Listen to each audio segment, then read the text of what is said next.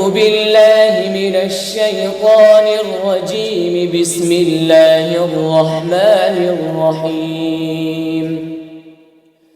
وقال نسوة في المدينة امرأة العزيز تراود فتاها عن نفسه قد شغفها حبا إنا لنراها في ضلال مبين.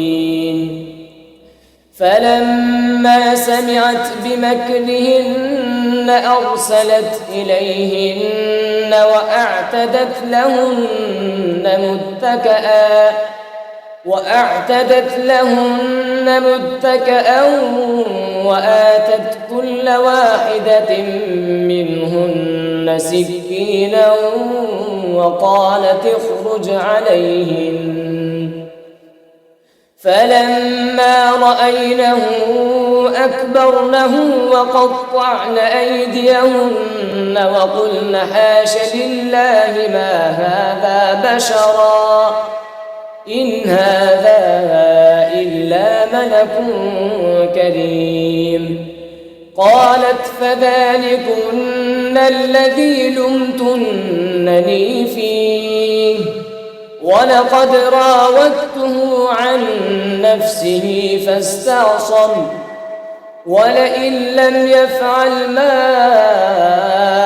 آمره ليسجنن وليكونن من الصاغرين.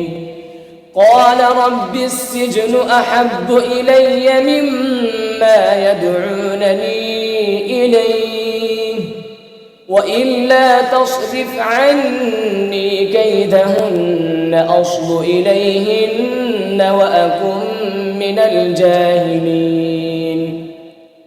فاستجاب له ربه فصرف عنه كيدهن إنه هو السميع العليم. ثم بدا لهم من بعد ما رأوا الآيات ليسجننه حتى حين. صدق الله العظيم.